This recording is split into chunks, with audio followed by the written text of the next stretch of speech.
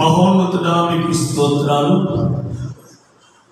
నీ మందిరములో దీవెనలు ఉన్నాయి, నీ సన్నిధిలో ఆనందమున్నది, నీ గాయములలో స్వస్థత ఉన్నది.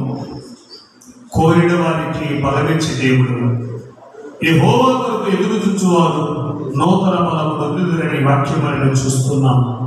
దేవా, నువ్వు మంచి కాపరివై మా కొరకు ప్రాణం పెట్టి తిరిగి లేచిన దేవుడవు. మీరు మాతో మాట్లాడమని, ఈ మాటలు వింటున్న మా అందరి జీవితాల్లో కూడా ఫలింపులకు నడవడానికి కృప అనుగ్రహం చేయమని యేసు నామములో ప్రార్థించుకుంటున్నాం తండ్రి. ఆమేన్. ఆమేన్. కూర్చుందాం.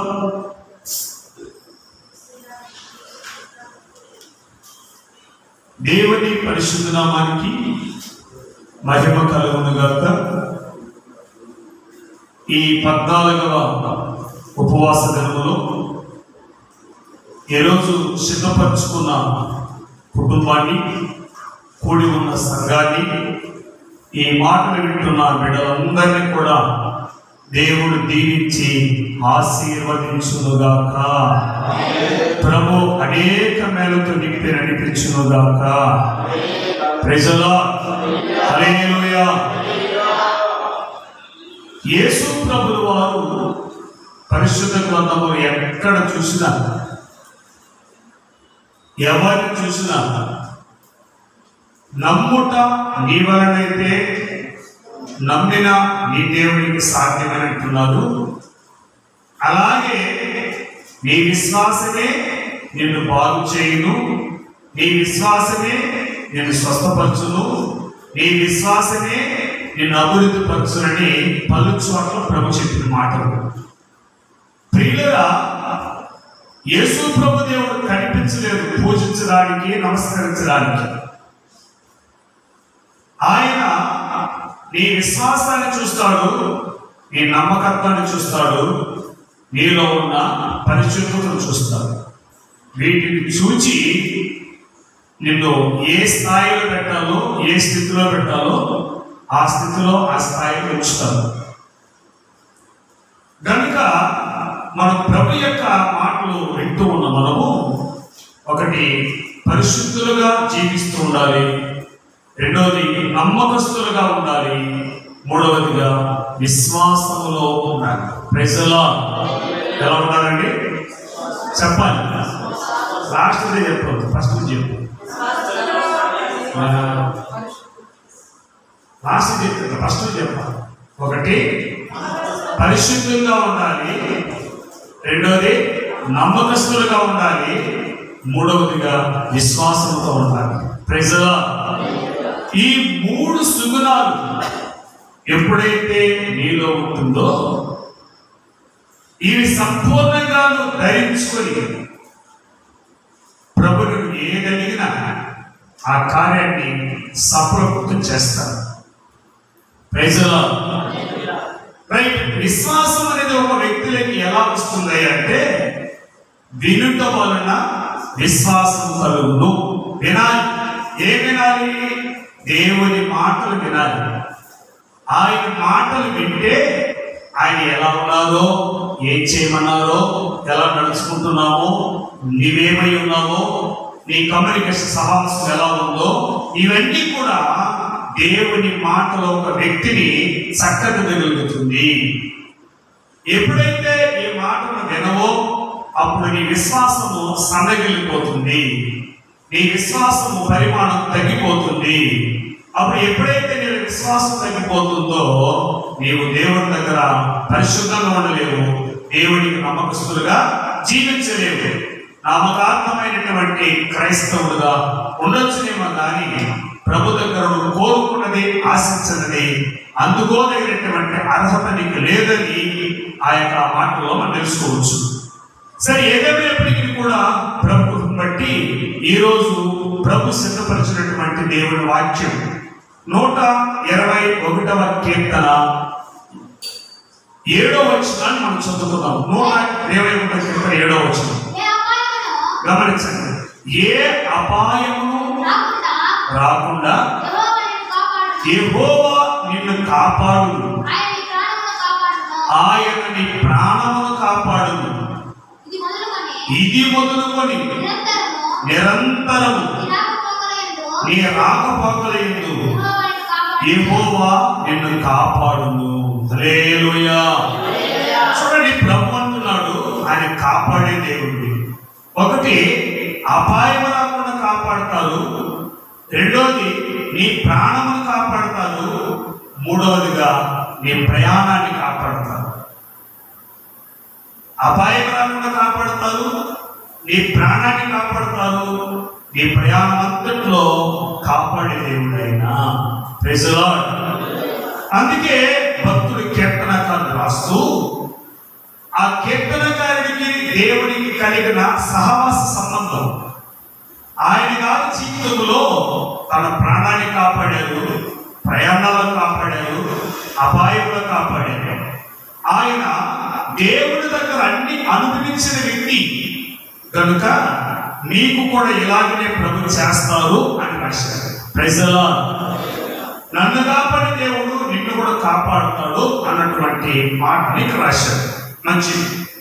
అయితే గమనించాలి, ఒక వ్యక్తికి అపాయం అనేది ఎందుకు జరుగుతుంది?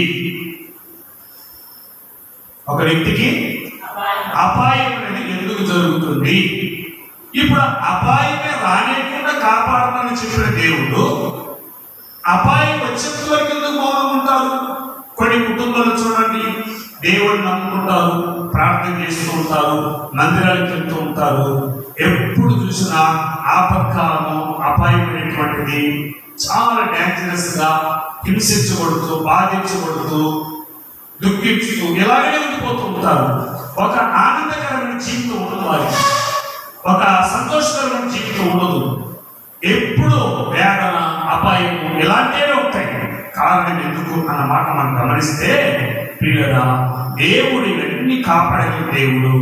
మొదటి వచ్చిన మాట్లాడు 120 మొదటి వచ్చిన మాట్లాడు అక్కడ, కొండల తట్టు నా కళ్ళెత్తుచున్నాను, నాకు సహాయము ఎక్కడ నుండి వచ్చును? నాన్న చదువు కింద వచ్చు. యెహోవా నాకు సహాయం వచ్చును చాలు. Praise the lord. కొండల తట్టు నాకు కన్నులు ఎత్తుచున్నాను. నాకు ఎక్కడి నుంచి సహాయం వస్తుంది? కొండల వైపు చూస్తే వస్తుందా? చెట్ల వైపు చూస్తే వస్తుందా? మనుషుల వైపు చూస్తే వస్తుందా? నా బలం వైపు చూస్తే వస్తుందా? బంధువుల వైపు చూస్తే వస్తుందా? రాదు. భక్తుడు అంటాడు, ఆయన యెహోవానే సహాయం కలుగును. హల్లెలూయా. దేవుని వలన వచ్చే సహాయము ఆశీర్వాదము. చెప్పండి, లోకం చెప్పండి. ఆశీర్వాదము. మనుషుల వల్ల వచ్చే సహాయము అపాయము. మనుషుల వల్ల వచ్చే సహాయము అపాయము. దేవుని వల్ల వచ్చే సహాయము ఆశీర్వాదం. ఆశీర్వాదం. చూడండి, మనుషుల వల్ల వచ్చే సహాయం ఎలా ఉంటుందో, దేవుని వల్ల వచ్చే సహాయం ఎలా ఉంటుందో ఒకసారి దేవుని వాక్యాన్ని చదువుకుందాం. ప్రియులారా, అపాయం నుంచి తప్పించబడాలంటే కేవలము దేవునికి నమ్ముకుంటే సరిపోదు. పరిశుద్ధంగా ఉంటే, విశ్వాసంతో ఉంటే దేవునికి ఇష్టకరంగా జీవిస్తాం. అపాయం తప్పించబడాలి అంటే ఒక మాట చదువుకుందాం. మొదటి రాజుల గ్రంథము 21వ అధ్యాయము 29వ వచనములో,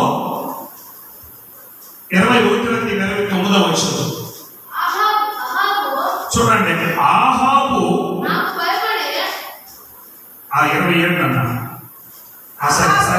అన్నా ఆహాబు నాకు భయపడి వినయముగా ప్రవర్తించుట చూచితిరా. నాకు భయపడి అతడు వినయముగా ప్రవర్తించుట చేత ఆ అపాయము అతని కాలమునందు సంపాదింపకుండా ఆపి. చాలు చాలు చాలు. హల్లెలూయా. ఇప్పుడు అపాయము అనేది వచ్చింది. ఈ ఎవరికైనా అపాయం వచ్చిందే ఆహాబు అనే ఒక రాజు. ఈ ఆహాబు అనే రాజు ఎవరు అంటే దేవుని భక్తుడే. దేవుడంటే తెలిసిన వాడే, దేవుడంటే ఇష్టమైన వాడే, దేవుడి సన్నిధిలో ప్రార్థించేవాడే, భక్తుడే. కాదంటలేదు. నీలాగనే ఆయన కూడా మొదలెడతారు, వాక్యాన్ని వింటారు, ప్రార్థన చేస్తారు, అన్నీ ఉన్నాయి. కాబట్టి తనలో ఉన్నటువంటి క్వాలిటీస్ బట్టి ఆహాబుని దేవుడు రాజుగా చేశాడు. హల్లెలూయా. అతనిలో ఉన్న క్వాలిటీస్ బట్టి దేవుడు ఆహాబుని రాజుగా చేశాడు. గమనించాలి, రాజుగా చేశాడు. ఈయన రాజు అయిన తరువాత, ఒక స్థాయికి వచ్చిన తరువాత, ఎదిగిన తరువాత ఇతని కాపురాన్ని మొత్తాన్ని ఆమె భార్య అయినటువంటి యెజబెల్ చేతిలో పెట్టేశాడు. ఎవరి చేతిలో? చెప్పాలి చెప్పాలి. యెజబెల్ చేతిలో పెట్టాడు. ఇప్పుడు ఈమె రాజ్యమేళనం ప్రారంభించింది, పెత్తనం చేయడం ప్రారంభించింది. సమస్తం అరచేతుల్లోకి వెళ్ళిపోయింది. ఎవరి అరచేతుల్లోకి? చెప్పండి. యెజబెల్ యొక్క కనుసైగల్లో రాజుగారు నడుస్తారు. ఏ రాజుగారు? నువ్వు అదే బాబు, ఆహాబు రాజు. నువ్వు అనుకో, ఉన్నాడు విజయవాడ. పేరుకు రాజు మాత్రమే ఆహాబు. పెత్తనాలంతా ఎవరిదే? చెప్పండి గట్టిగా. అంతే. ఏమి ఏమి చెప్తే అదే జరగాలి. దేవుడు కాదు, సేవకుడు కాదు, ఇంకొకటి కాదు, అంతే. ఆహాబు చెప్పినట్టే నడవాలి. ఇప్పుడు ఈ యెజబెల్ ఎవరయ్యంటే భక్తిహీనురాలు. చెప్పండి, చెప్పాలి. భర్త దగ్గర భక్తి పదాలకు కనిపిస్తుంది, సేవకుల దగ్గర భక్తి పదాలకు కనిపిస్తుంది. ఈమె సాహిత్యం అంతా భక్తిహీనులతోనే. ఇంకా ఆ కోటను సంపాదించాలి, ఇంకా ఆ రాజ్యాన్ని సంపాదించాలి, ఇంకా ఆ ధనాగారం నా దగ్గరికి వచ్చే ఇదే ఆశకి. ఎవరికి? యెజబెల్ రాజు. పాపం ఎలాంటి ఆశలు ఆహాబుకు లేదు. ఆహాబుకు లేదు. ఆహాబు దైవభక్తి కలిగినవాడు. ఆహాబు ఎవరంటే ఈ ఎంత దైవభక్తి అయినా భార్య భయపడి, దేవుడికి ఎంత భయపడతాడో చెప్పాలి. భార్య ఎంత భయపడదు. సంపాదించుకొని వచ్చాడు రాజుగారు. ఇంట్లోకి వెళ్ళి యెజబెల్ దగ్గర అయిపోతే గోబెడతాడు. గోబెట్టదు, ఇంట్లో చేరలో పడవలో చేర్చదు అంటే చాలు. పాపం ఆహాబుకి రాజ్యమంతా భయపడుతుంది, ఆహాబు యెజబెలుకు భయపడతాడు. అంత దయానికి ఎవరు చెప్పండి యెజబెలు. అమ్మో ఈమె ఎలాంటిదంటే ఎవరు నమ్మరు. మళ్ళీ అంత వినయ భక్తి కలిగినట్టు నటించింది. అర్థమైందా? అంత వినయ భక్తి కలిగినట్టు నటిస్తుంది. ఎవరి దగ్గర ఏ విధంగా నటిస్తే మార్కులు కొట్టాలో కాపర్ ఎవరంటే యెజబెలే. కాపర్ ఒక్కరి దగ్గర కూడా ఈ ఫెయిల్యూర్ నడిపించుకోలేదు. అంతటి రాతి గుండె బలిసిన యెజబెల్. చెప్పండి గట్టిగా చెప్పండి.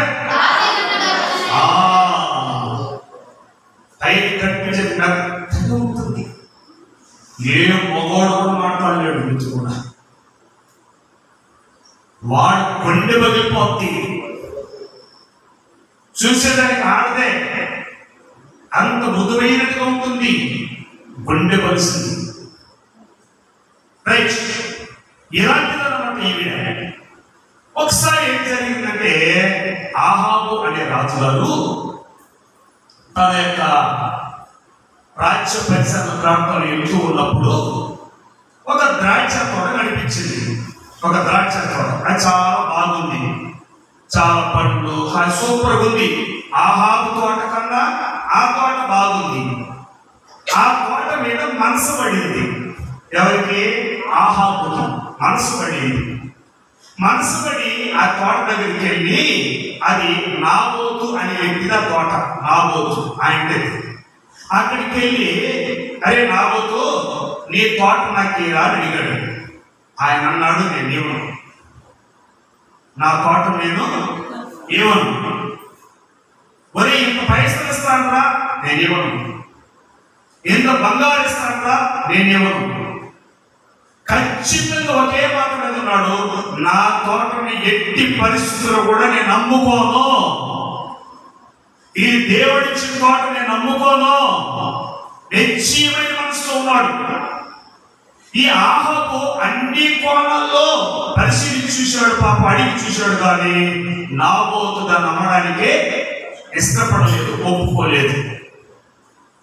ఇప్పుడు దీనికి మించి ఆహాబు ఏమైనా చేశాడనుకో, యెజబెలు ఇంట్లో పెడతాడు. యెజబెలు చెప్పాలి, ఇంట్లో పెట్టదు. ఎవరిని? ఇప్పుడు ఈడే చేస్తాడంటే నేరుగా ఇంటికి వచ్చి దుప్పటి కప్పుకొని ముసుగేసుకొని శబ్దం లేకుండా నడుపుకున్నాడు. ఆడంగిలాగా చెప్పండి. గొప్ప రాజు ఆడంగిలాగా పడుకున్నాడు.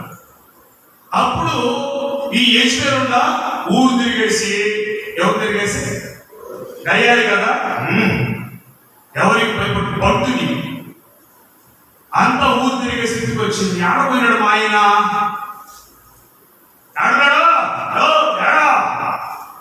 ఈ భర్త, ఈ కయ్యాలి భార్య ఉంటారే, ఆ భర్తలు గౌరవించడం. డబ్బు ఇస్తే ఒకలాగా, డబ్బు అయిపోతుంది ఒకలాగా, రకరకాలుగా పిలుస్తారు. ఎక్కడ పిలుస్తారు తెలియదు. రైట్, ఈయన పడుకో ఉన్నాడు. బట్టలు చెప్పారమ్మా, రాజుగారు ముసుగేసుకొని బెడ్రూమ్లో పడుకొని వేదన పడుతున్నాడని. ఏం చేస్తున్నాడంట? వేదన పడుతున్నాడు. నా భర్త వేదన పడ్డమా, నేనుండగా నా భర్త వేదన పడ్డమా? కుదరదు. నా భర్త సంతోషంగా ఏం చేయాలి చేస్తాను అనుకొని, ఏమండి నేరుకి వెళ్ళి, ఏవయా లేపైతే ఏం పడుకోవడం, ఏం చెప్పమంటావు, చెప్తే నీ పోతలేము. ఆడేమో తోట అన్నాడు. వాడు అనుకునే రేటు కొడాలంటే నువ్వు ఇంట్లో అన్నం పెట్టవు, ఇద్దరు పోతున్నా వేదన పడి పడుకున్నా అన్నాడు ఆయన. కొంతమంది యెజబెలు రాకుండా ఇళ్లలో భర్తలు అధికారులు తీసి కొట్టాలనుకుంటారు, ఇంట్లో దొక్కేస్తారు. వీధులకు వచ్చి ఆయన అంటే వడికినట్టు నటిస్తారు. అమ్మా మా ఆయన అంటే నాకు భయం, అబ్బా ఆయన మాట్లాడకుండా, అయ్యో ఎక్కడ చెప్పండి, ఇంట్లో వీధిలో లోపలికి వెళ్తే చచ్చినడా ఏమనుకుంటున్నాను, ఇంటికి పోతే బయట వస్తే మాత్రం మా ఆయన అంటే అంట్లో ఉన్నాడు, బయట తొప్పుకోడు అంటారు. అధికారులకు తెస్తూ పెట్టేసి ఆయన ఎంత నంగినట్లు కూడా అవసరం. ఇంకా ఒకవేళ నీ నమ్మకి ఎవరో నమ్మొచ్చు కానీ దేవుడు నమ్ముతాడా? హల్లెలూయా.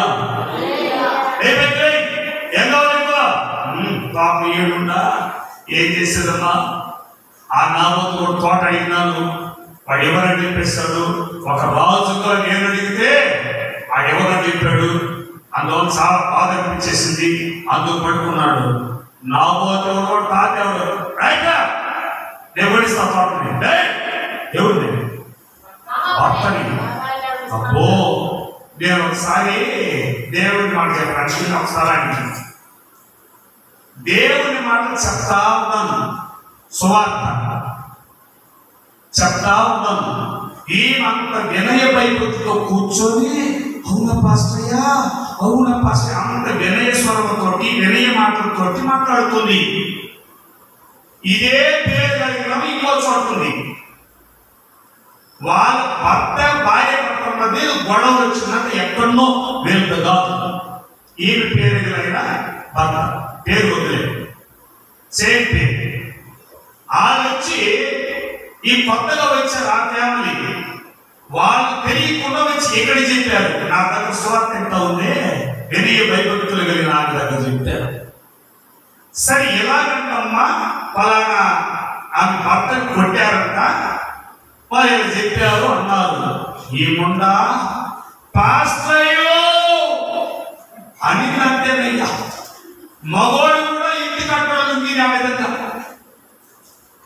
ఆ కట్టుకున్న పావడైతే పైకి చెక్కేసి దమ్మ దమ్మ ఎవరో నా భార్య కొట్టని ఎవరో కూడా నేను స్కూల్లో వచ్చి ఎప్పుడు వచ్చి 10 ఎవరు రండిరా అంటారు. మగోడికి లేదమ్మా, శాపం దగ్గర అంత వెనుక అవునా పాస్టయ్యా, దేవుడు ఎటు చెప్పాడు పాస్టయ్యా అని చెప్పి కొండి మనిషింది. నడి బజార్లో వచ్చే ఎవరైనా మొదటి చేపెట్టిందిరా అంటే మొత్తం బజార్లో ఓయమ్మ ఒక మొగడు ఉన్నారు ఎదురుగా. నేను అప్పుడు అనుకున్నా యెజబెల్ రానికి రెండో అక్కని అనుకున్నాను. అక్కడికి వెళ్తే వాళ్ళు అన్నారు, అమ్మో ఇది నీ భర్త కాదమ్మా, నీ సత్తి కాదంటే అప్పుడంటుంది పాస్టయ్య రా పాస్టయ్య ప్రార్థించేదని దండం కట్టాలి నన్ను వదిలేయని చెప్పారు. ఇంకా ఇది ఉంటే అనుకో నేనేమైనా సూటిగా మాట్లాడి నా నోరు గమ్మునుండదో,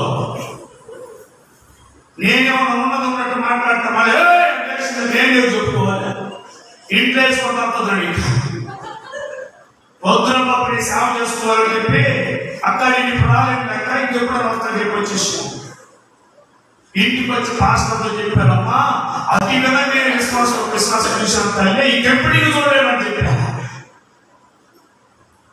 అలా అందరూ భార్యలు కొంతమంది యెజబెల్ ఆత్మ కలిగిన వాళ్ళు చెప్పండి. అంతరంగంలో యెజబెల్ ఆత్మలో చూసేదానికి గది ఆత్మలు మా ఆయన ఉంటాడయ్యా, ఏమున్నా ఆయనదే, వాడి చేతిలో రూపాయి ఉండదు పాపం గదిలో ఉండడు. 2 రూపాయలు ఇంటి తినంటే కూడా సత్యానంగా తొమ్మిది చచ్చిన వాడిని తిరిగి గొప్పటి ఇంటి మూసిపోయిన సత్యానం వస్తుందని వాడికే కష్టపడిన వాడు, డబ్బిచ్చిన వాడు, ఖర్చు పెట్టిన వాడు మూసిపోయిన సత్యాన్ని పెడుతుంది. ఎక్కువ చదివలేదు నీకు నలుసా పెద్ద సంపాదిస్తున్నట్టు ఇది చిత్తత్వం ఇక్కడ. అప్పుడు నేను పోయినాను అనుకో పోయమ్మా, అప్పుడు బాబా నేను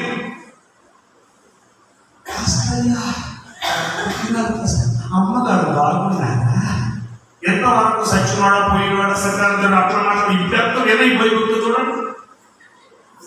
అయ్యా రాయ్యా కూర్చోయ్యా, ఎంతవరకు చెప్పండి, ఎంతవరకు? ఇప్పుడు వెన్నీరు భయపడదు. అమ్మో ఇలాంటి భార్య భర్తలు కూడా ఉన్నారా అని అనుకోవాలి. ఎవరు? పాస్టర్ అనుకోవాలి. ఈ యాక్షన్ ఎవరు? యెజబెల్. చెప్పండి, యెజబెల్. ఇప్పుడు నాబోతు నాబోతు మా ఆయన తోట అడిగినట్టు సమయమా? అంత గౌరవం పోయింది. నాబోతు మా ఆయన తోట ఎవరని చెప్పాడు. ఏంటి కదా? లేదమ్మా నా తోట ఎవరన్నాడు. బడ్డులో పిలిచి నాకు తన్ని వాడిని చంపేసి తలకాయ తగలగొట్టి ఎవరిపోయి గట్టిగా చెప్పండి. పక్క తోట నాబోతు తలకాయ తగలగొట్టి ఆ తోటను భర్త చేతులకి ఇచ్చింది. వారి పనికి వాళ్ళు కూడా లేరా పైకి నువ్వు మొగడ ఉంటారా? వాడు కాదు, వాడినే చెప్పేశారు తోట మనదేరా అని. ఈడేం చేశాడు? పోడరే నేను చేయకపోయి నువ్వు చేసే కదా వీడప్పుడు కదా. ఎవరు? భార్య గిర దాటాడు. మూసిపడి సత్యాన్ని అంతా 2 ఇంటికి తీసుకోలేడు. 2 ఇంటికి వెళ్ళాడు. మూసిపడి సత్యాన్ని అంటాడు. పాపం గమనించండి ప్రియులారా. రైట్, జరిగిపోయింది ఆ సందర్భం. ఇప్పుడు ఈ ఆహాబు రాజులాడే తోట వచ్చేసింది కదా ఈ చేతులైతే. ఆహా, నేను కోరుకున్న తోట నాకు దక్కింది. ఏం కనపడతావు మాట్లాడుతుంది? నేను కోరుకున్న తోట నాకు దొరికింది అనుకోని ఈ యొక్క ఆహాబు రాజు వినండి. ఈ ఆహాబు రాజు సూపర్ మంచి బట్టలు వేసుకొని తోటలోకి వెళ్ళి ద్రాక్ష పళ్ళు నోట్లు తింటూ నోరు ఊర్చుకుంటూ, దేవా నీవు నాకు తోట నుంచి కదా స్తోత్రాలు అయ్యా అంటున్నాడు. ఎక్కడ కొనిచ్చేది తోటని? చెప్పండి, ఈ తోటని ఎవరిచ్చారు? ఒక నిరపరాధ రక్తాన్ని కాల్చి చంపి శపించబడిన తోటగా మార్చబడిందని ఆహాబు చేతులు పెడితే ఆహాబు ఆ తోటలోని ద్రాక్ష పళ్ళు నోట్లో చుట్టూ నోరూరుకుంటూ తిరుగుతున్నాడు మహానుభావుడు. దేవుడి కోపం వచ్చింది. ప్రవక్త ఏలియాని లేపాడు. ఏలియా లేపైకి నాబోతు తోటలో ఆహాబు ఆనందకరంగా తిరుగుతున్నాడు. వాడు స్వలాభం కోసం ఎదుటి వాడిని చంపేశాడు. దేవుని బిడ్డలను గమనించండి. దేవుడిని నమ్ముకున్న ఒక వ్యక్తికి అపాయం ఎందుకు వస్తుందో, కష్టాలు ఎందుకు వస్తుందో, మరణం ఎందుకు వస్తుందో ఈ రోజు నేర్చుకో దేవుని మాటని. పరాయి సొత్తుని ఆశించకూడదని మోషే ధర్మశాస్త్ర గ్రంథంలో 10 ఆజ్ఞలో ఒక ఆజ్ఞది. పరాయి సొత్తుని ఆశించకూడదు, నరహత్య చేయకూడదు అన్నటువంటి ఆజ్ఞ. కానీ ఈవిడ ఆజ్ఞను అతిక్రమించి వాడిని చంపి వాడి తోటని సొంతం చేసుకుంటే ఈ ఆహాబు రాజుని ఆనందంగా తిరుగుతున్నాడు తోటలో. అందుకోసం ఏలియా ప్రవక్తను దేవుడు లేపి, నువ్వు వెళ్ళి ఆహాబుతో చెప్పు, నీ భార్య అయిన యెజబెలు తల మొక్కలైపోద్ది. నాబోతు రక్తాన్ని కుక్కలు నాకింది, నీ భార్య తల రక్తాన్ని కుక్కలు నాకుతాయి. ఇదిగో దేవుడు చెప్పమన్నాడు, చెప్తున్నా, నువ్వు కూడా ఉండవు. నీకు నీ కుటుంబానికి నీ పిల్లలకి ఒక భయంకరమైన అపాయాన్ని దేవుడు తెచ్చిపోతున్నాడు. నీ వంశమే ఉండదు, ఇదే నీకు అపాయం ప్రకటన చేశాడు ఏలియా ప్రవక్త. తోట వచ్చిన ఆనందంలో అపాయం వచ్చింది. దేనికి? పరాయి వాడి సొత్తును ఆశిస్తే అపాయమే. దేవుడు కూడా వచ్చాడు.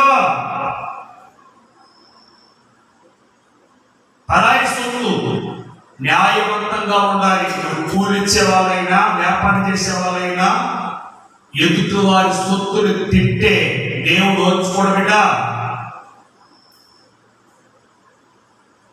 నువ్వేదో ఆరాధన ప్రార్థన చేసుకో, నీకు ఒక న్యాయం. వాడెవరు దేవుడు నమ్ముకోలేదు, ఏదో పనికి వస్తున్నాడు కదా, వాడు ఒక న్యాయం చేయడు. వాడు దేవుడు నమ్మినా నమ్మకపోయినా, నువ్వు నమ్మినా నమ్మకపోయినా న్యాయవంతంగా చేసే దేవుడే, న్యాయాధిపతి దేవుడు ఆయన. హల్లెలూయా. పరాయి సొత్తును ఆశించొద్దు, పరాయి భార్యను ఆశించొద్దు, పరాయి పురుషుని ఆశించొద్దు. పరాయి వంటి ఎవరిది ఆశిస్తే అది నీకు అపాయకరంగా మార్చబడుతుంది. అంతేకాదు అపాయమైన మరణం కూడా నీకు వస్తుంది. కొన్ని తెచ్చుకున్నారండి. యెజబెలు వల్ల ఎవరు వలన ఆశించింది ఎవరు? నాబాలు. చేసింది ఎవరు? చెప్పండి. ఆహాబు ఆశించాడు, యెజబెలు చంపింది, తీసుకొచ్చి ఇచ్చింది. ఆశపడే ప్రాణాన్ని తృప్తిపరిచే దేవుడని ఈ ఆహాబు గారి తోటలో లాగా మాట్లాడుతున్నాడు. ఏం ఆశించాలి? న్యాయబద్ధకమైనది ఆశిస్తే ఆనందకరం అవుతావు, అన్యాయంగా ఆశిస్తే అపాయకరంగా మార్చబడుతుంది. ఈరోజు ఎంతో మంది దేవుడి బిడ్డ అనబడేవారు కదా, తన కష్టానికి మించి ఆదాయాన్ని ఆశించిన వారు అపాయకరంగా ఉంటారు. డాన్సర్ జోన్ వాళ్ళు. ఏ జోన్ అంటే చెప్పాలి. Dancer zone. వీళ్ళ దగ్గరికి వచ్చిన అపాయింది, వీళ్ళు వాళ్ళ దగ్గరికి వచ్చిన అపాయింది. అప్పుడు అంటారు వీళ్ళు, నేనంటే ఎవరు పట్టించుకోరు, ఎందుకో నువ్వు డాన్సర్ జోన్ కదా. నా కరోనా కాలంలో చూసాము, కరోనా ఉంది ఆ ఇంట్లో అంటే ఇంటి చుట్టూ ముగ్గేస్తారు.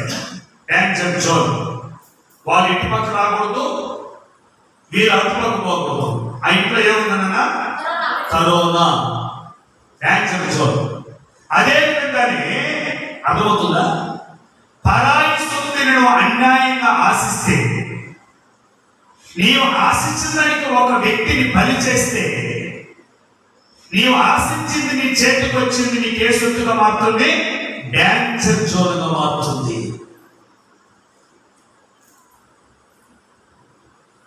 ఇదే ఆహాబు లైఫ్లో వచ్చింది. నీ భార్య ముక్కలైపోతున్నారు బాబు. నాబోతు తల రక్తాన్ని తాగిన కుక్కలు నీ భార్య రక్తాన్ని తాగుతుందే అన్నారండి.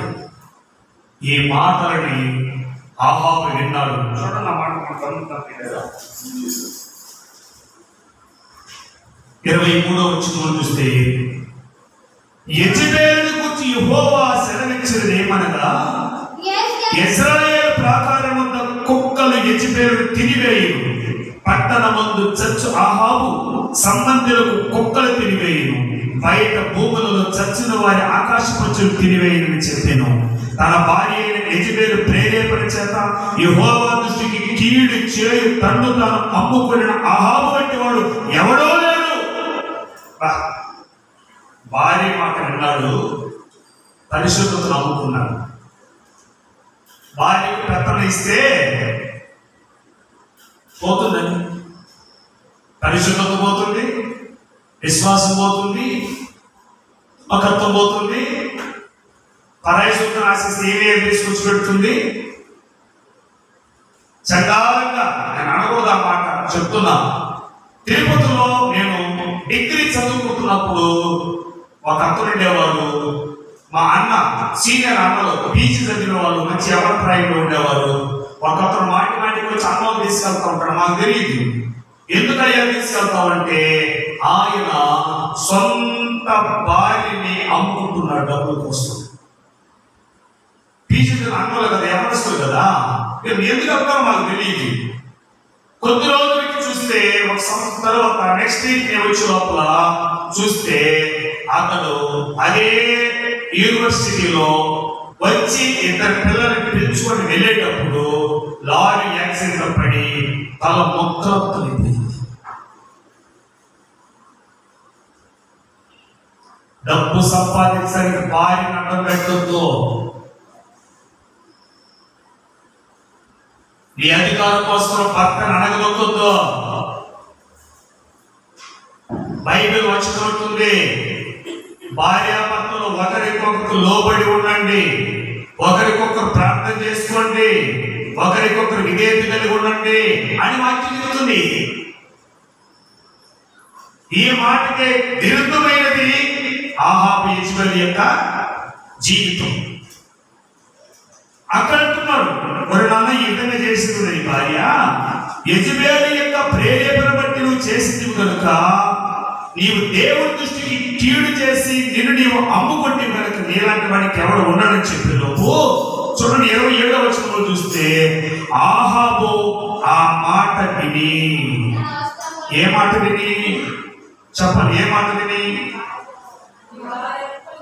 నీ భార్య ప్రేరేపణ బట్టి నువ్వు చేసింది కనుక నీ భార్య తల పగిలి సచ్చి కుక్కలు నాగుతుంది. ఆహాబు ఆ ప్రేరేపణ బట్టి నువ్వు కీడి చేసింది కనుక నీవు ఉండవని రాజ్యం ఉండదు. ఆ మాటలు విని, ఇప్పుడు చదవండి, ఆ మాటలు విని తన వస్త్రములను చింపుకొని గోనెపట్ట కట్టుకొని ఉపవాసం ఉండి గోనెపట్ట మీద పరుండి వ్యాకుల పడుచుండగా మార్పు చెందాడు ఆహాబు గారు. ఏమొస్తుంది లోపు? చెప్పండి గట్టిగా, గట్టిగా చెప్పరు బాబా. నీకు అది కూడా ఉండదు, ఈ కాపాయి కూడా లేదు.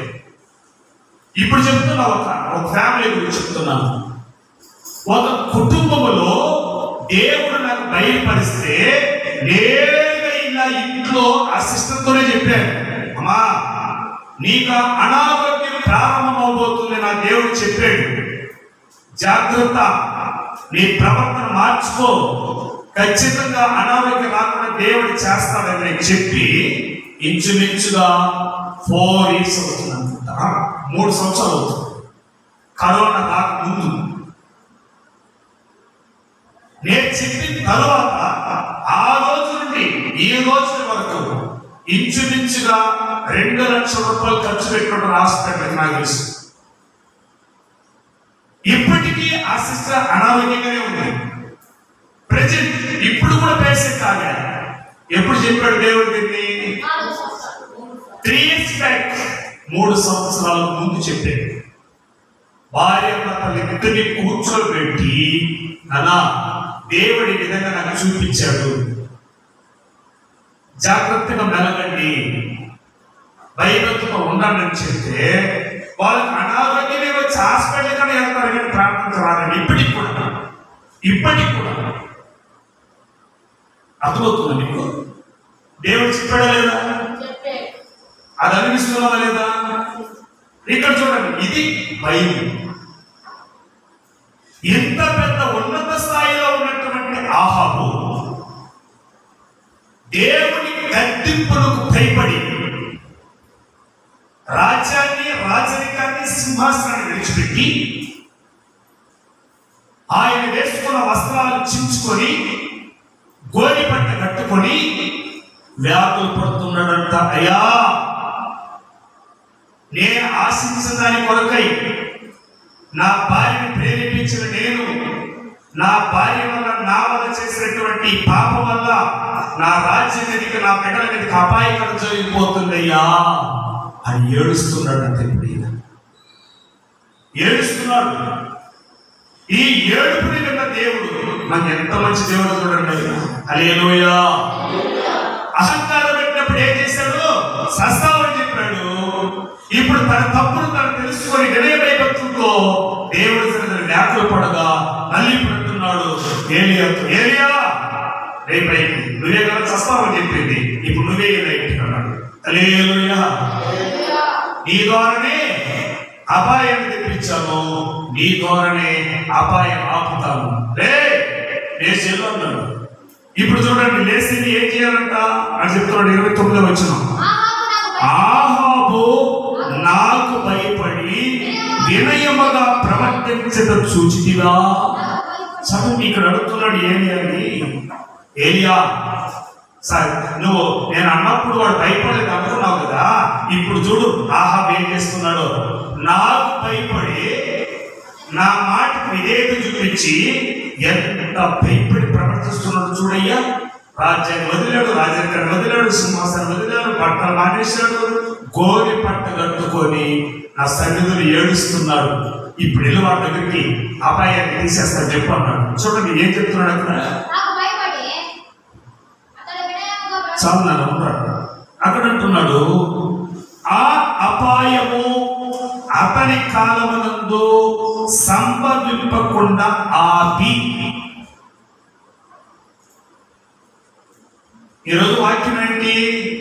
ఏ అపాయానికి రాకుండా నిన్ను కాపాడును, నీ ప్రాణమును కాపాడును, నీ రాకపోకలను నీ దేవుడని యెహోవా నిన్ను కాపాడు. Praise the lord.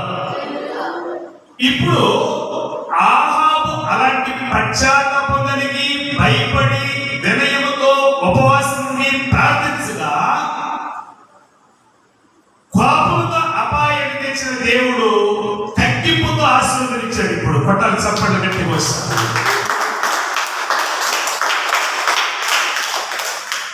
ఇప్పుడు నీ ఇల్లు, నీ వ్యాపారము, నీ కుటుంబ పరిస్థితి, నీ ఆర్థిక పరిస్థితి, నీ అనారోగ్య స్థితి ఒకప్పుడు బాగానే ఉన్నావు.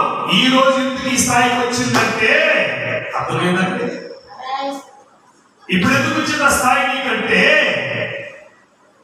పరాయి సొత్తును ఆశించావు, నీది కాని దానిని కోరుకున్నావు. దీనివల్ల గొప్పలైపోతారని దైవ చిత్తాన్ని పక్కన పెట్టావు, దేవుని భయాన్ని పక్కన పెట్టావు, ప్రార్థనని పక్కన పెట్టావు. అంత మాత్రమే కాదు, ఆదాయం ముందు కూడా యెజబెలు బయల ప్రవక్తలను పోషించిందట. ఆవిడ ఎవరంటే చెప్పాలి. బయల ప్రవక్తలు ఎవరు? దేవునికి విరోధమైనటువంటి వారి 450 మందిని పోషించింది ఆమె. ఈరోజు చాలా మంది దేవుడి బిడ్డలు ఏం చేస్తారు తెలుసా? సేవకుడిని సేవకుడిగా గుర్తించగా, సేవకుడికి లోపడకుండా, మరి సేవకుడితో మన మాట్లాడి ఎలా ఉంటుందని పక్కన వాళ్ళు లేస్తారు నాతో మాట్లాడడానికి. నేను చెప్పండి మా పాస్టర్కి కావచ్చు, వీళ్ళు అడిగి చూడ, వాళ్ళు అడిగి చూడ, కుక్కలు పక్కలు సాక్ష్యాలు చెప్తే నమ్మేవాడు కాదు దేవుడు. హల్లెలూయా. నీటి పక్కన తాగుబోతుడు, నీ పొరుగింటోడు, నీకు అనుకోకుండా సాక్ష్యాలు చెప్తే నమ్మేవాడు కదా దేవుడు. అదే చెప్పిన వాక్యాన్ని ఆయన మనస్సు ఎదిగి నీ ప్రవర్తన విధానాన్ని బట్టి తీర్పిచ్చేవాడు ఆయన. హల్లెలూయా. ఒకటి చెప్తే తీర్పిచ్చేవాడు కాదు. దేవుడిని గమనించు, ప్రవర్తన విధానం సరైనప్పుడు చక్కదిద్దేది ఒక సేవకుడు ద్వారానే. నీ మీదికి అపాయం రాబోతుందని చెప్పేది కూడా సేవకుడు ద్వారానే. నీకు మేలు జరగబోతుందని చెప్పేది కూడా సేవకుడు ద్వారానే. దైవ సేవకులతో సహవాసం కలిగి ఉంటే నీకు, నీ కుటుంబానికి క్షేమాభివృద్ధి కలిగి ఉంటుంది. కొట్టాలి చప్పట్లు గట్టి వస్తాను. దైవ సేవకులతో సహవాసం కలిగి ఉండాలి, సంఘముతో సహవాసం కలిగి ఉండాలి. సంఘం నాకొద్దు, సేవకుడు నాకొద్దు, I'm direct communication with God Jesus అన్న వరకు కట్ చేస్తాను. అయ్యా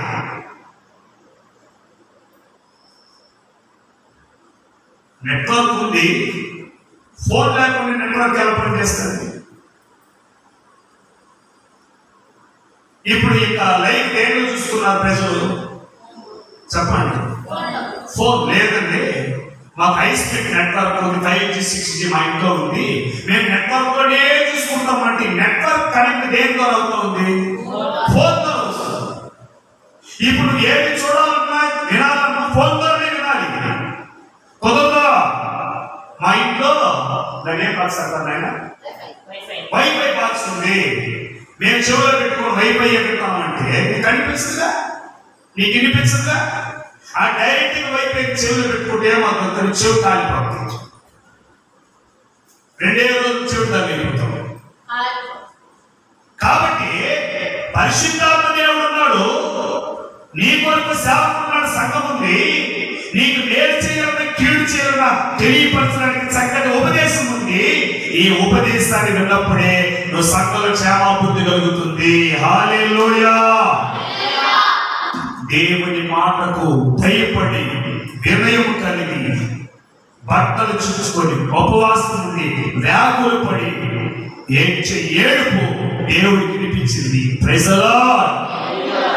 క్షమించయ్యా, నేను నా భార్య మాట విని నా జీవితాన్ని పాడు చేసుకున్నాను. ఇదిగో నాబోదు తోట నా కళ్ళారా చూసి ఆశించింది, నేను కోరుకున్నాను, ఇలా అయిపోయింది.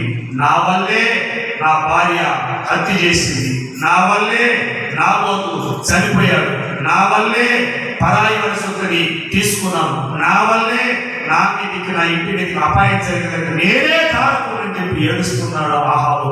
ఎంత యథార్థవంతుడండి అయినా. Praise the lord. అందుకు దేవుడు అంటాడు, నేను ఇతనికి చేయని అపాయం కానీ ఇతను తప్పు చేశాడు కాబట్టి ఈ పిల్లలకు అపాయం ఇస్తున్నాను. పిల్లగా ప్రార్థన చేస్తే నా బిడ్డ బాగుంటారు అనుకుంటానేమో.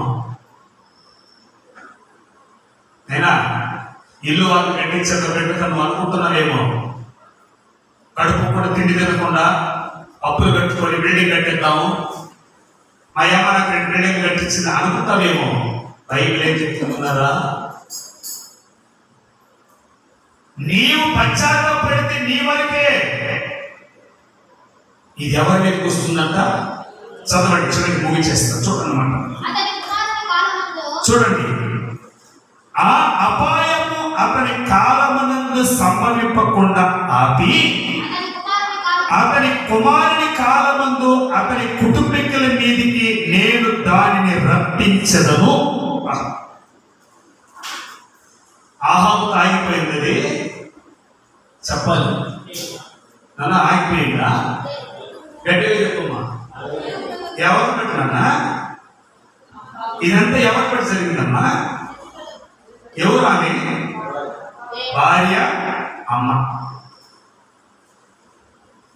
భర్తకి మేలు చేసింది, కీడు చేసింది తల్లి. పిల్లలకి మేలు చేసింది, కీడు చేసిందా? ఏమో రానే కదా, డబ్బు ఉంది, బంగారు ఉంది, హోదా ఉంది, అన్ని సంపాదించింది. సంపాదించిన అనుభవించడానికి భర్త లేదు, పిల్లలు లేరు, ఈమె కూడా లేదు. ఏం ప్రయోజనం? ఏ ప్రయోజనం చెప్పండి? అలాంటి వారుగా ఈరోజు ఏర్పరచుకున్న కుటుంబమైనా, కూడి ఉన్న సంఘమైనా, ఈ మాటలు వింటున్న మీరైనా జాగ్రత్త. పరాయి సూత్రం ఆశించవద్దు. నీ ఆశలో ఎదుటిగా వ్యక్తిని దెబ్బతీయొద్దు. ఏదో అన్యాయంగా వచ్చిన ఆదాయంతో గద్దులేయొద్దు. పురుషుడా, నీ భార్యని ఎంతవరకు పెట్టాలి అంతవరకే పెట్టు. సమస్త పెత్తనాన్ని భార్య చేతులకు పెడితే మరణమే వస్తుంది నీకు, నీ బిడ్డలకి. భార్యగా నువ్వు నీ కుటుంబానికి న్యాయం చేసే సమాజంలో ఉండాలి. అలా న్యాయం చేసే మరే స్త్రీ కూడా ఉంది, అబీగయీల్.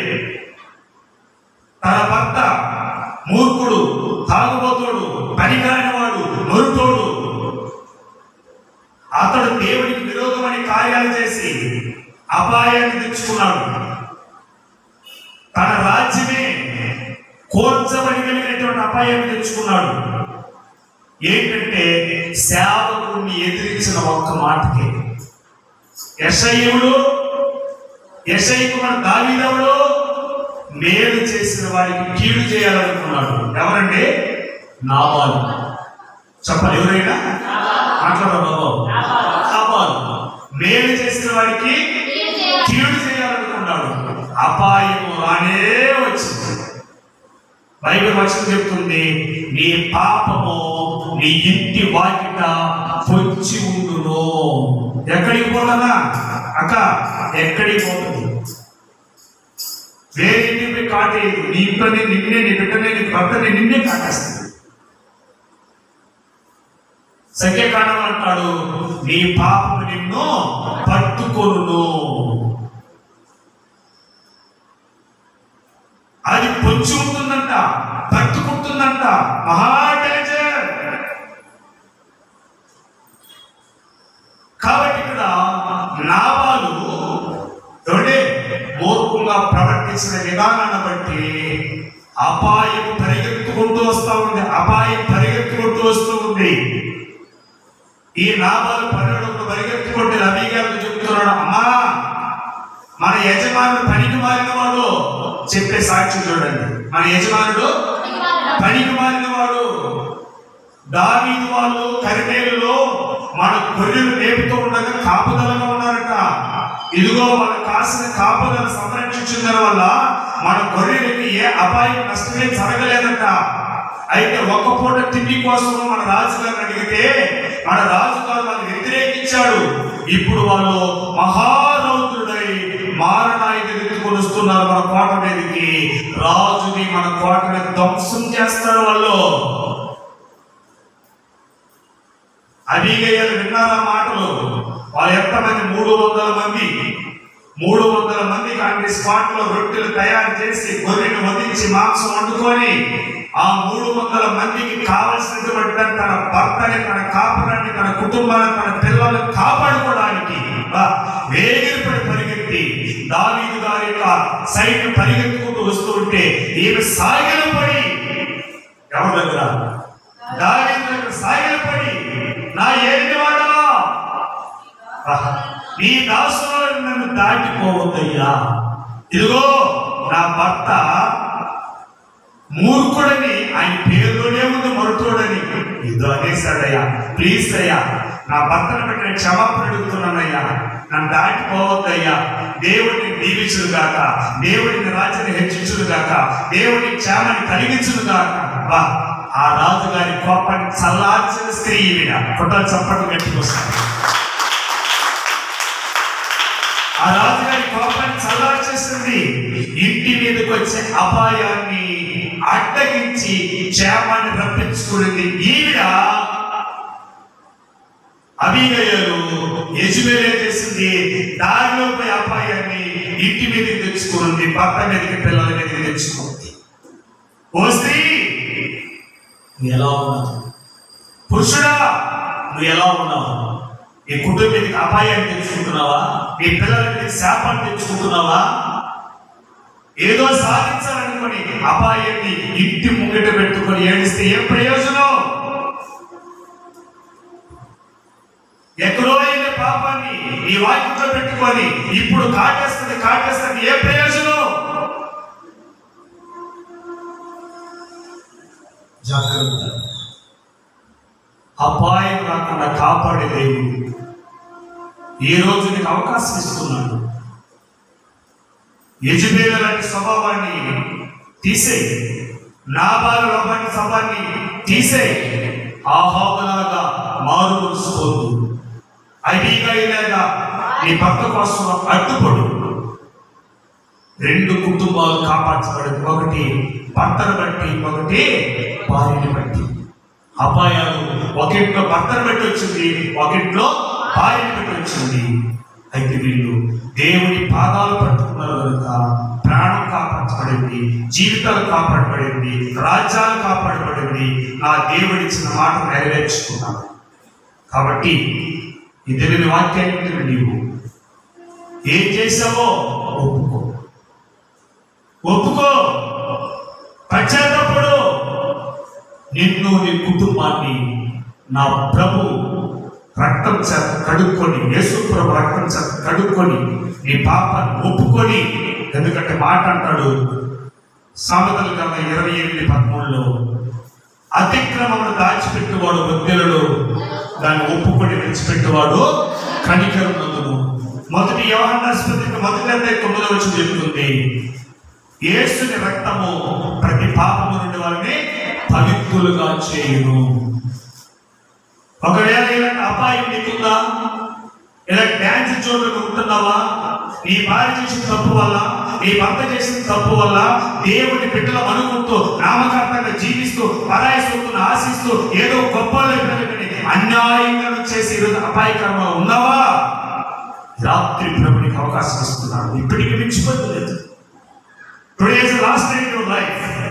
ఈ రోజు చివరి కావచ్చు.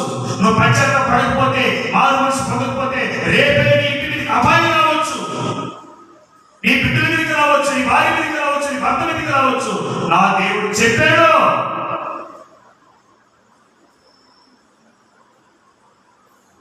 ఎంత సంపాదించి బిడ్డలకు పెట్టేవారు ఇది గొప్పతనం. ఎన్ని బిల్డింగ్లు పెట్టావు, ఎన్ని లక్షలు పెట్టావు, ఎంత విలువైన బట్టలు కొనిచ్చావు. లోకంలో ఆయన కూడా వాళ్ళ కొడుకులకి కూతురు చేశాడని పేరు, అది కాదు. అదంతా డాన్సర్ జోన్. అదంతా చెప్పాలి అదంతా డాన్సర్ జోన్. వాటి మీద డాన్సర్ తొలిగిపోవాలంటే నువ్వు మార్పు చెందాలి. నువ్వు నీ పిల్లలు క్షామకారం ఉండాలంటే ఈ పాపాన్ని ప్రభు దగ్గర ఒప్పుకొని విడిచిపెట్టాలి. ఆహాబులాగా ఏం చేయాలన్నా నీ యొక్క హృదయాన్ని, ఈ హృదయాన్ని చించుకొని నా ప్రభు దగ్గర తెప్పాలి. చివరి మాట చూడండి, ఏ వెలుగుందో 2వ అధ్యాయంలో చివరి మాట చెప్పి ముగిస్తాను. ఏ వెలుగుందో 2వ అధ్యాయం చదువుతున్నా.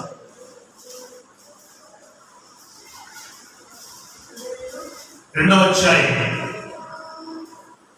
12వ వచనం.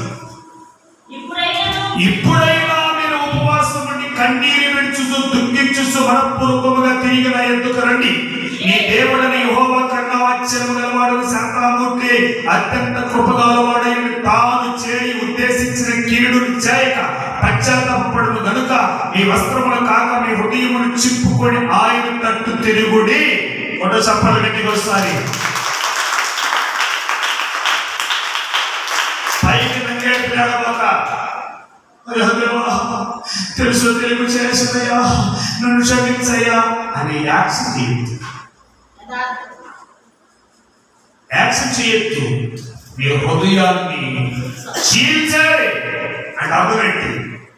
హృదయ అంతరంగములో నుండి ఒప్పుకో, మళ్ళీ చేయదు.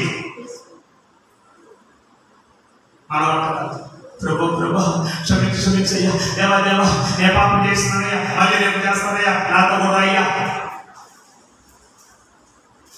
అబ్బే చేయను, ప్రాణం పోతే కూడా అని అంటావు. ప్రభా అప్పు దొరికేలాగా నేను ఈ ప్రభు అది వాళ్ళ దగ్గర కడతా, వాళ్ళ మనసు నా తగ్గించేలాగా లేదు ప్రభు, తక్కువ వడ్డీ తెచ్చేలాగా లేదాయా, వడ్డీ లేకుండా ఇచ్చేలాగా. నువ్వు చేసిన ప్రమాణం ఏంటి? నువ్వు చేసిన ప్రార్థన ఏంటి? నటిస్తావా?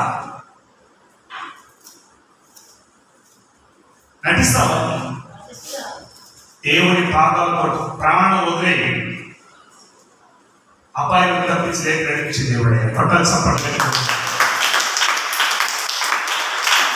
హృదయాన్ని చూసుకోవడం అంటే ఏంటంటే హృదయంలో ఉన్నవన్నీ ఒక గర్భిణీ స్త్రీ డెలివరీ అయిన తర్వాత మళ్ళీ బిడ్డ పొట్టనే కడతా. చెప్పండి, వెళ్తున్నానన్నా ఆ ప్రసవించడానికి ఆ తల్లి ఎలా ఏడుస్తుంది? భయంకరంగా ఏడుస్తుంది. చచ్చిపోతే బాగుంది కదా, ఎందుకలా ఈ బిడ్డ అనిపిస్తారు. అంతటి రోదన వేదన అన్నీ కొంత మరణమే ఉంటుంది. డెలివరీ వాళ్ళది ఆ బిడ్డను చూసి సమస్తాన్ని వచ్చి ముందు పెట్టుకుంటుంది. తిరిగి ఆ బిడ్డ తిరిగి కొట్టకెళ్తారా? చెప్పండి. హృదయాన్ని చూసుకోవడం అంటే ఏంటంటే నీ హృదయంలో పాపాన్ని గుండెను చీల్చి దేవుడి దగ్గర ఒప్పుకున్న తర్వాత అది ప్రసవించినంత సమానం, విసర్జించినంత సమానం. తిరిగి నీలోకి రాకూడదు కదా, తిరిగి నీలోకి రాకూడదు. అది హృదయాన్ని చించుకొని ప్రార్థన చేయడం అంటే. అలా చేసి చూడు. నా ప్రభు అంటాడు, ఇది వరకు నువ్వు చేసిన పాపాలను బట్టి దేవుడే నీకు కీడు చేయాలని కోపం కనగలిచినా నీ హృదయాన్ని క్షించుకొని చేసే ప్రార్థన చూసిన దేవుడు కీడు చేయక మేలు చేస్తాడట. ఆయన కొట్టాలి, చప్పట్లు గట్టిగా వస్తాడు. అపాయాన్ని ఆశీర్వాదంగా మారుస్తాడట. ఆయన అపాయాన్ని ఆశీర్వాదంగా మారుస్తాడు. ఈ రాత్రి కూడి ఉన్న నీతో సూటిగా నా ప్రభు మాట్లాడుతున్నారంటే నువ్వు రెడ్ జోన్ లో ఉన్నావు. ఎక్కడ ఉన్నావు? నువ్వు రెడ్ జోన్ లో ఉన్నావు. ఆ రెడ్ మార్చడానికి ఈ రోజు నాకు దేవుడు సిగ్నల్ ఇస్తున్నాడు నీకు. Praise the lord. వస్తావా అక్కడే ఉంటావా? వస్తావా అక్కడే ఉంటావా? నాలో తోటనే ఉంటావా? చెప్పరా నాన్న? ఫ్రీగా వచ్చింది నాలో తోట, డబ్బులు చంపేసి తీసుకుని తీసివేసి. జాగ్రత్త. ఈ రాత్రి నా ప్రభు అంటున్నాడు, ఏ అపాయమును నీకు రాకుండా నిన్ను కాపాడును, నీ ప్రాణమును కాపాడును, నీ రాకపోకలను నీ దేవుడిని యెహోవానికి తోడయుండి కాపాడే దేవుడు అయినా. ఒకరించి ప్రార్థన చేసుకుందాం. పశ్చాత్తాపముతోటి నీ పాపని ప్రభు దగ్గర ఒప్పుకో. ఈ రాత్రి ఒప్పుకో. ఇప్పుడే రెడ్ జోన్ గ్రీన్ జోన్ గా మార్చి దేవుడు అపాయ